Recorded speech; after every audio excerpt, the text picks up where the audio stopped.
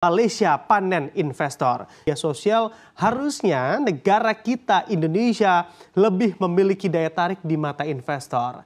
Karena jika melihat pengguna media sosialnya atau medsosnya Indonesia jauh lebih unggul dibandingkan dengan Malaysia maupun Vietnam. Wow, ada pencapaian lagi nih.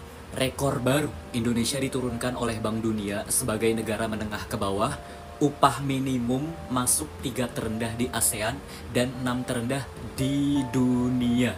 Sudah didatangi dan ditawarkan untuk berinvestasi di Indonesia, Elon Musk justru membuka kantor Tesla di Malaysia. Yap, langkah Elon membuka kantor cabang di Malaysia adalah sebuah sindiran Elon kepada Indonesia.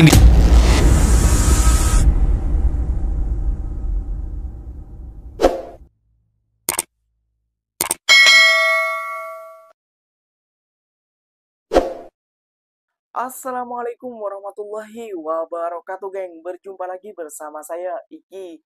Gimana kabar-kabar saudara-saudara, sahabat-sahabat saya? Semoga kabar kalian selalu baik-baik saja, dilindungi oleh Allah Subhanahu wa taala, dijauhkan dari segala bala musibah dan diberi umur panjang. Amin ya rabbal alamin. Oke, geng, seperti biasanya di video kali ini Ikinya akan ngereksan sebuah video yang telah di-tag maupun yang telah terjumpa di TikTok. Dan di video kali ini Ikinya mau nge-share sebuah video Malaysia panen investor. Sedangkan Indonesia malah di-prank oleh investor, geng. Waduh, lagi-lagi kita kalah tentang investor ya, geng ya. Lagi-lagi kita kalah. Kenapa sih kita tidak mau belajar ataupun tidak mau mengambil ilmu dari negara Malaysia supaya investor-investor asing itu juga masuk ke Indonesia? Mas, gak usah ngotot, Mas, gak usah apa. Bukannya apa, geng. Kalau investor-investor itu masuk ke Indonesia, maka lowongan pekerjaan otomatis banyak di Indonesia. Seperti di Malaysia. Itu hari pesawat, itu hari TikTok, itu hari Microsoft, itu hari Apple, itu hari Tesla. Aduh, semuanya masuk ke Malaysia.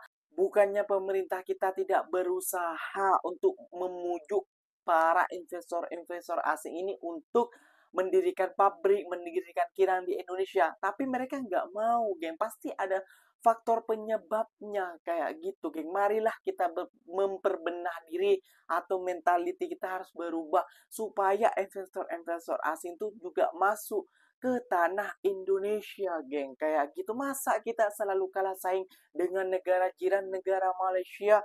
Di Malaysia makin banyak lowongan pekerjaan, sedangkan di Indonesia malah makin banyak PHK. Aduh. Oke, geng, nggak usah berlama-lama. Tentunya kalian sudah penasaran videonya seperti apa. Jom kita simak bersama-sama. Tapi sebelum simak, jangan lupa dulu dong, geng, sokong channel ini dengan cara apa? Subscribe, like, comment, and share-nya. Apa-apa benda silahkan komen di bawah. Janji jangan begaduh. Oke, kita simak dulu videonya. Let's go. Selengkapnya akan kita ulas bersama dalam investasi data center RI, baru recehan, Malaysia panen investor. Kita ke slide pertama. Apabila kita coba kaitkan realita yang terjadi antara investasi data center dengan aktivitas atau jumlah pengguna media sosial, harusnya negara kita Indonesia lebih memiliki daya tarik di mata investor. Karena jika melihat pengguna media sosialnya atau medsosnya Indonesia jauh lebih unggul dibandingkan dengan Malaysia maupun Vietnam. Tapi ya itu tadi, justru investor asing ini lebih terpikat atau lebih tergoda berminat investasi di Malaysia dan juga Vietnam. Walau berdasarkan laporan data Reportel per Januari 2024, dari keseluruhan platform media sosial, Indonesia masih menjadi negara yang paling unggul di antara Malaysia dan juga Vietnam. Lalu perusahaan mana saja yang juga sudah antre dan juga parkir dananya untuk investasi dana data center begitu ya, atau pusat data center di negara tetangga kita atau di Malaysia? Kita lihat di slide selanjutnya. Nah, di sini yang pertama terdapat Oracle. Saya coba pecahkan satu-satu begitu ya. Dikabarkan di mana Oracle ini atau perusahaan cloud asal Amerika Serikat ini juga baru saja mengumumkan rencana investasinya di Malaysia dengan jumlah sangat besar begitu di angka 6,5 miliar dolar Amerika Serikat atau setara dengan 98 triliun rupiah. Dana tersebut digunakan mendirikan cloud regional publik pertamanya di Malaysia. Cloud regional rencana juga akan membantu organisasi di Malaysia memodernisasi aplikasi mereka, memindahkan beban kerja mereka ke cloud, dan berinovasi dengan data analitik dan juga AI. Lalu yang kedua, ada Google. Siapa yang tidak tahu Google begitu ya? Sampai dengan saat ini, di mana Google juga menyatakan komitmen investasi sebesar 2 miliar dolar Amerika Serikat setara dengan 32 triliun rupiah di Malaysia. Investasi tersebut akan digunakan untuk membangun pusat data dan wilayah cloud pertamanya di negara tersebut seiring dengan meningkatnya permintaan kecerdasan buatan atau AI dan juga layanan cloud regional. Pusat data ini akan mendukung layanan digital untuk konsumen dari Google, ada Google Search, lalu juga Google Maps dan juga Workspace. Sementara cloud juga akan menyediakan layanan kepada perusahaan dan juga organisasi di sektor publik dan juga swasta.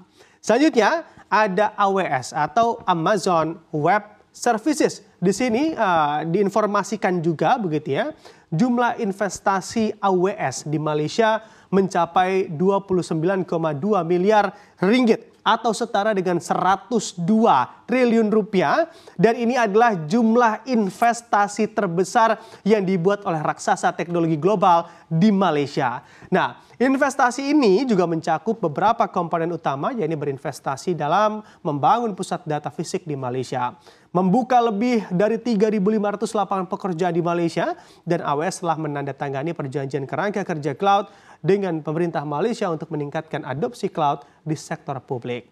Lalu ada juga ByteDance. Nah, ini ByteDance yang merupakan induk dari TikTok juga berencana menggelontorkan dana sebesar 2,13 miliar dolar Amerika Serikat atau sekitar 34,7 triliun rupiah untuk membangun pusat AI di Malaysia. Hal tersebut diumumkan langsung oleh Menteri Perdagangan Malaysia beberapa saat lalu, di mana sebagai bagian dari kesepakatan ByteDance akan mengekspansi fasilitas pusat data di Johor melalui investasi tambahan senilai 1,5 miliar ringgit atau sekitar 5,2 miliar rupiah. Dan yang terakhir ada Microsoft.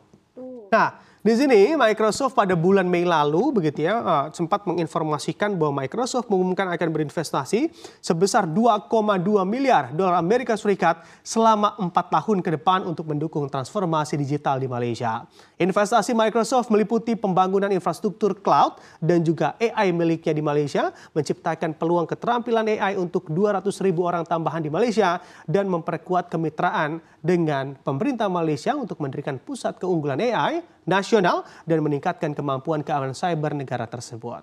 Nah, di Indonesia, Microsoft juga mengumumkan rencana investasi untuk infrastruktur cloud dan juga AI, namun nilainya ternyata masih di bawah dengan investasi yang sudah dijajakinya di Malaysia, yaitu senilai 1,7 miliar saja. Lalu kira-kira jurus apa saja yang bisa dilakukan oleh pemerintah Indonesia untuk menggiring para investor asing begitu ya untuk lebih tertarik membuat data center di Indonesia? Ada sebuah AP itu hari bilang, kalau ringgit semakin naik, para investor-investor tak akan mau berlabur ke Malaysia. Tapi nyatanya, kok malah makin banyak investor-investor asing yang berlabur ke Malaysia. Aduh, coba berlabur ke Indonesia.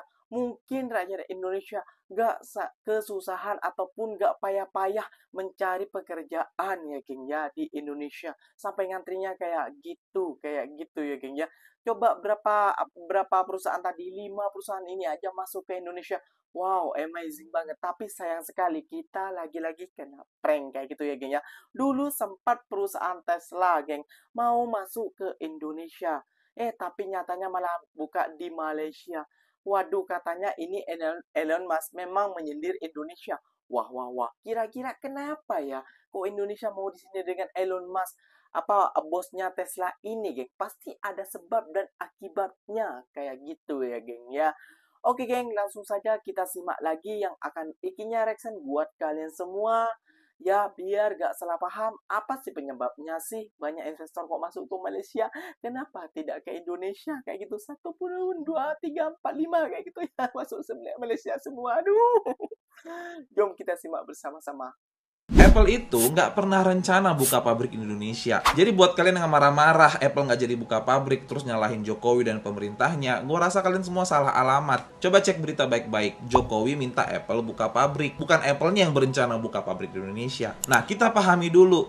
Apple itu tidak punya pabrik. Kalian nggak salah dengar. Apple sejak direvolusi sama Steve Jobs, pekerjaannya itu cuma mendesain produk dan memarketingkan produk dan mendevelop. Mereka nggak memproduksi. Supplier Apple itu ada 43 di 6 benua. Dan kalau mau ditelisik lebih jauh lagi, mereka punya ratusan supplier di belakang 43 supplier itu. Jadi ratusan supplier ngirim ke 43 itu, 43 itu ngirim ke satu supplier yang akan merakit produk jadinya. Jadi satu supplier yang rakit produk jadi ini bukan pabrik Apple. 70-80% iPhone itu diproduksi oleh Foxconn di Cina yang sahamnya bahkan tidak dimiliki Apple sama sekali. Nah, dengan demikian memang Apple nggak pernah punya rencana buka pabrik di Indonesia. Kalaupun dia mau buka pabrik, itu bukanya nggak mungkin di Indonesia. Kenapa? Dari 43 supplier ini, sebagian besar ada di Cina dan Vietnam. Sehingga perakitan akan lebih efektif dan efisien kalau dilakukan di benua Asianya langsung. Dan pilihannya ada di Vietnam bagian utara, yang dekat dari Cina. Ngapain dia membuka di Indonesia pabrik, ngirim barang dari luar negeri ke Indonesia untuk dirakit, setelah dirakit, dikirim lagi, balik ke luar negeri. Nggak efisien. Jadi, emang nggak ada rencana, bukan nggak jadi. Wow, ada pencapaian lagi nih. Rekor baru, Indonesia diturunkan oleh Bank Dunia sebagai negara menengah ke bawah. Upah minimum masuk 3 terendah di ASEAN dan 6 terendah di dunia. Lalu bagaimana ya dengan statement ini? Gerbangnya sudah kelihatan. RI siap jadi negara maju. Kelihatan dari mana gitu? Kelihatan dari mana? Belum lagi ini. Ya kita sih berharapnya yang terbaik ya buat negara kita. Tapi ngeliat kondisinya yang carut marut kayak sekarang ini, gue jadi makin pesimis ya. Kalau Indonesia emas itu akan terwujud di 2045. Apakah akan terwujud? Apakah akan terwujud? Hah? Ketegangan perdagangan antara Amerika Serikat dan China ternyata menguntungkan negara tetangga, yakni Malaysia. Pasalnya sejumlah perusahaan asing kini berupaya memindahkan fasilitas manufaktur mereka keluar dari Tiongkok. Seperti yang diketahui, strategi ini dikenal sebagai China Plus One, sebuah strategi bisnis untuk menghindari investasi hanya di Tiongkok dan melakukan diversifikasi bisnis ke negara lain. Malaysia mendapat banyak keuntungan, terutama terkait industri semikonduktor, di mana negeri itu menjadi eksportir terbesar ke-6 di dunia. Salah satunya Intel, raksasa chip Amerika Serikat, disebut sedang membangun pabrik di Penang yang akan menjadi fasilitas luar negeri pertama perusahaannya untuk pengemasan chip 3D yang canggih. Bahkan Intel dan juga raksasa chip Infineon Technologies misalnya masing-masing diketahui menginvestasikan sekitar 111 triliun rupiah untuk melakukan investasi lebih dari sekedar pengemasan, perakitan, dan juga pengujian. Malaysia kini mengalami peningkatan yang stabil dalam investasi asing langsung atau FDI di sektor teknologi sejak tahun 2021. Sebelumnya Perdana Menteri Malaysia Anwar Ibrahim memang kerap melakukan perjalanan ke luar negeri untuk merayu investasi teknologi tinggi dan memberikan undangan terbuka kepada perusahaan-perusahaan di seluruh Eropa untuk berinvestasi di Malaysia. Sudah didatangi dan ditawarkan untuk berinvestasi di Indonesia, Elon Musk justru membuka kantor Tesla di Malaysia. Yap, kabar mengejutkan ini berawal dari cuitan Twitter Menteri Perdagangan Internasional Malaysia yang telah menyepakati berdirinya kantor Tesla di Malaysia. Berdirinya kantor Tesla di Malaysia ini tentu saja dapat membuka lapangan pekerjaan baru di negara mereka dan tenaga kerja mereka akan dilatih serta diajari mengenai sistem kendaraan listrik. Hal ini membuat heboh media sosial karena diketahui bahwa di tahun lalu Presiden Jokowi beserta jajarannya pernah datang ke markas Tesla dan menawarkan untuk berinvestasi di Indonesia. Jika dilihat dari segi pasar, tentu saja pasar kendaraan listrik di Indonesia lebih besar dibandingkan di Malaysia. Namun mengapa Elon Musk tidak membuka kantornya di Indonesia? Bung Rocky selaku pengamat politik mengatakan jika langkah Elon membuka kantor cabang di Malaysia adalah sebuah sindiran Elon kepada Indonesia. Sindiran itu adalah soal ketidakpastian hukum, ketidakstabilan politik, dan kesulitan dalam ekonomi yang membuat Bung Rocky mengatakan jika tidak mungkin perusahaan sebesar Tesla tertarik untuk berinvestasi. Kalau menurut kamu dengan dibukanya kantor Tesla di Malaysia, kira-kira apa yang harus diperbaiki oleh Indonesia agar perusahaan raksasa Tesla tertarik untuk berinvestasi dan membuka kantornya di tanah? Ya udah ya,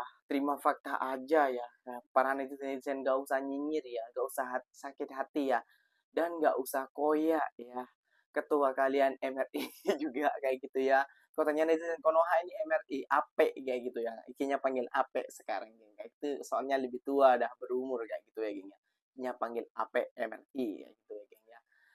Jadi ya kita selalu kalah dengan negara Malaysia. Faktornya udah tahu sendiri kan kenapa, dengan faktor keuangan yang tidak stabil dan lain sebagainya. Aduh, kapan ya para investor-investor itu juga masuk ke Indonesia? Gak harus ke Malaysia juga kali. Di Malaysia udah banyak belum pekerjaan kayak gitu. Di Indonesia tuh yang kasihan kayak gitu ya. Masa negara-negara orang luar nih, Amerika tidak kasihan dengan Indonesia kayak gitu ya. Di Indonesia tuh ngantrinya banyak, malah sekarang nih gosipnya ataupun beritanya banyak orang yang di PHK. Waduh, susah susah juga tuh sekarang tuh. Susah sekali tuh mencari pekerjaan lagi tuh. Banyak orang yang di PHK, banyak orang yang dipecat, banyak orang yang dibuang kerja. Waduh, waduh. Malah investor mana memilih ke Malaysia ya? Jangan salahkan nantilah kalau banyak orang Indonesia ingin bekerja ke Malaysia. Nah, terus ya membuat konten seperti ikinya ataupun studi banding kayak gitu. Kenapa di Malaysia seperti ini? Kenapa Indonesia tidak bisa?